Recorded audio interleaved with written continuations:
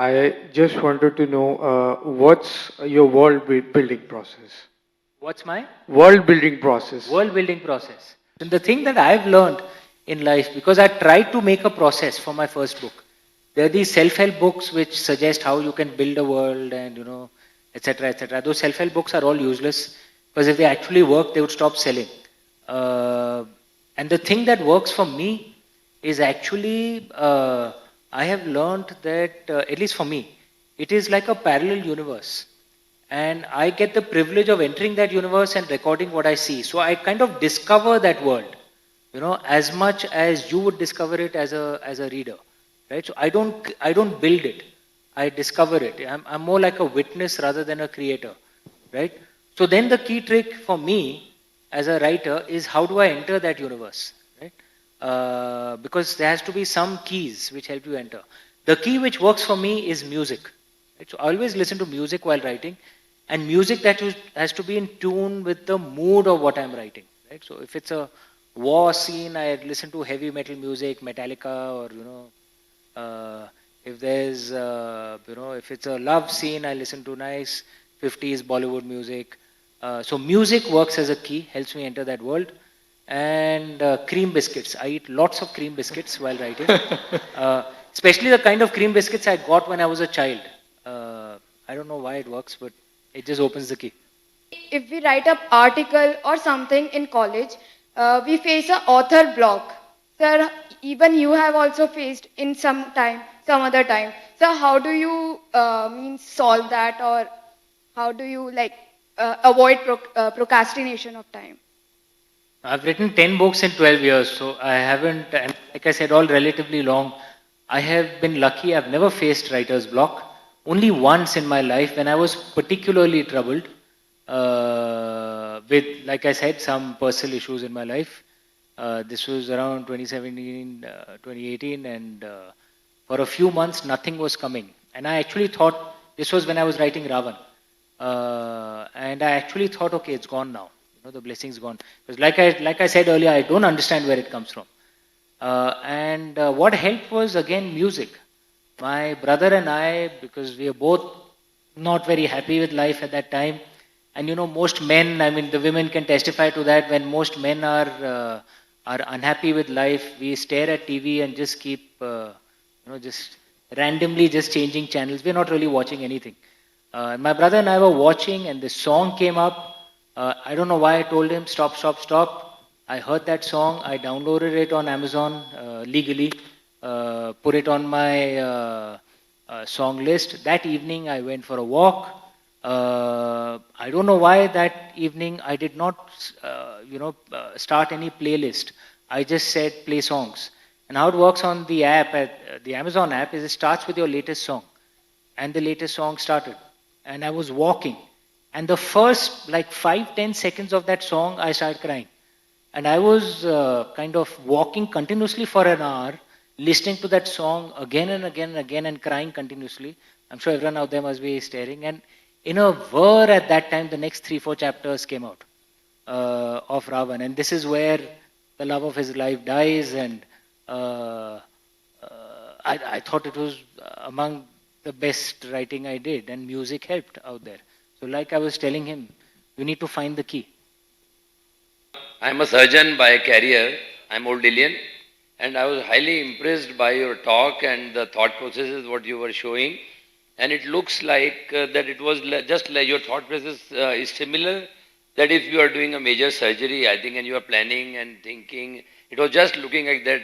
What is your opinion? I think it was just a finish of a major surgery, like what you were doing. No, I certainly hope that surgeons don't perform surgery the way I write my books, because there must be a clear plan on surgery. And you have to be far more talented than I have to be as a writer. I can make mistakes. I just genuinely just follow my instinct. And this is the only area of my life where I completely follow instincts. Otherwise, the rest of my life, look, I'm a BSc Maths. I did an MBA from IIM Calcutta in finance and marketing. All my business decisions are all very rational, logical, very left brain. This is the only area of my life that is completely instinctive, right brain driven. The right brain is the seat of the goddess, right? Yeah, yeah. And this is one of the most pleasurable areas of my life because I don't follow any rules. I just go with my instinct. Just And wonderful. all of us must, our ancestors used to say, must find something which gives activity to the right brain. It gives us tremendous strength. Gives you the strength of the goddess. Yeah. So it doesn't matter if you're going to publish it or someone, who cares, right? So whether it's painting, anything that you do, something which activates your right brain, which activates creativity, activates the seat of the goddess, you must do it. I would just like to know, many of us here would like to know that what does Amish Tripathi personally like to read? Sorry? What does Amish Tripathi personally like to read? Like to read? Yeah. Again, a very good question. I read around 5-6 books per month, and I've been reading at that pace for decades. So I really read a lot. In my family, in our family, everyone reads a lot. But the only ones who read more than me are my elder sister and my son Neil. My son Neil is 13 years old. He reads a hell of a lot as well. I read largely non-fiction. Almost 90% of my reading is non-fiction. So even like boring scientific papers or archaeology reports, things like that, I love reading that. I read some fiction as well, but largely non-fiction. And at times, stuff that I really like, I post on my Insta or Twitter account, a book that I liked. As a 14-year-old, I wanted to ask, what is your advice to us, especially teenagers, when it comes to like writing and like aspiring writers? Look, fortunately, there are damn good writing courses these days on writing and literature. And if you build a career in an area where, what you need to write is inspiration. It's a blessing from the divine. But how you write is a skill that you can improve, right? That's your control over the language, how you express things. So things which help you practice that, courses or careers which help you practice that will help you become a better writer. Journalism, ad agency copywriting, things like that. So that could be a good area to follow, to at least develop, the skills of how to write. What to write is a blessing. Find your god or goddess, and pray that they bless you. And if you're an atheist, nothing wrong with being an atheist in the Indian way. If you're an atheist, pray the universe blesses you. Also, one more question. As a writer, to you, in your opinion, what are important elements for a good story? If there were standard rules, then more people would have cracked it. There is actually no logic. If you think about my books, I've broken all the rules. Yeah, they're relatively long books. I have, as one of the publishers who rejected my book said, I have these Gyan sessions every second, third chapter. I write on a subject which apparently the youth wouldn't like. Most of my readers are the youth, actually, right? So I've broken all the rules, but they've still succeeded. So God knows what the rules are. So I always say, just follow your heart. Write what feels right to you. Whether it succeeds or not, is up to the universe. Leave it to it. I'm a mythology fan. So apart from all the characters which you have already written about, which mythological character attracts you the most and the reason why?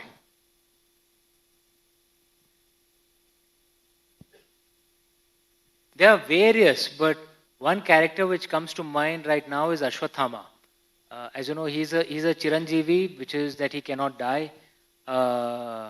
And a great person who does something very wrong because of grief, anger, rage, and then suffers for it for eternity. It's kind of like a very compelling character, right? Because Ravan had serious character flaws. He was brilliant. Beto, yaar, please. Ravan had serious character flaws, right? He was a brilliant guy, no doubt, but he had a massive ego. He was willing to destroy things for his ego. So, in many ways, he had it coming, Ravan. But Ashwathama was actually a great man, right? But grief, rage, anger just drove him off the bend, right? On what happened to his father. So it makes for a very compelling character, right? So perhaps maybe he's worth exploring. Bhishma Pitamah और गांधारी, इनका जो sacrifice था वो self indulgent था, और how is it different from the sacrifice that Parveshwar made? बड़ा अच्छा सवाल है आपका। नहीं देखिए, क्योंकि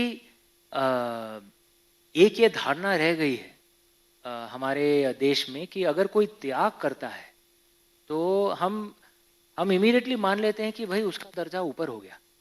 लेकिन वो त्याग क्यों कर रहा है और त्याग का परिणाम क्या होगा?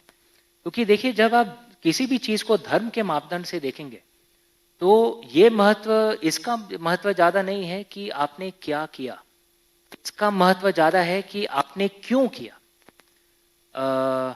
जैसे अगर हम में से कोई आम नागरिक है, अगर हम हिंसा पे उतर आए और किसी को मौत के घाट उतार दें तो ये गलत काम है। लेकिन अगर कोई सेना पे कोई बॉर्डर पे तैनात कोई सैनिक है और वो वही काम करता है तो हम उसे परमवीर चक्र देते हैं, उसकी इज्जत करते हैं, वो तो वही काम कर रहा है ना। तो आप क्या कर रहे हैं उसका महत्व इतना नहीं है, ये ज्यादा महत्वपूर्ण होता है कि आप क्यों कर रहे हैं। तो क्या आप त्याग इसलिए कर रहे हैं कि लोग आपकी जय जयकार करें? क्या आप त्याग इसलिए कर रहे हैं कि आपका जो भी दूसरा कोई अगर लक्ष्य है वो साथ जाए? तो अगर ये आप कर रहे हैं तो क्या वो त्याग धार्मिक है या अधार्मिक है? आपने देखा होगा कई बार ऐसा होता है परिवार में, माँ बाप बच्चे को खुला नहीं छोड़ देते हैं। जब बच्चा बड़ा हो गया है तो भाई उसे उसकी आज़ादी दीजिए। अगर उसने शादी कर ली है तो भाई मियाँ बीवी पे छोड़ दीजिए। लेकिन वो कहेंगे कि भाई हमने इतना त्याग किया है तुम्हारे लिए, तो क्या ये सही है? और वही उल्टा, क्या बच्चे भी कभी कभार बहुत त्याग करते हैं अपने माँ बाप के लिए, लेकिन अगर उस त्याग का वो इस्तेमाल करके माँ बाप पर प्रेशर डालें, वो भी सही नहीं है। तो त्याग आप किसके लिए कर रहे हैं वो भी महत्वपूर्ण होता है। उसी की चर्चा हमने इस पुस्तक में की थी।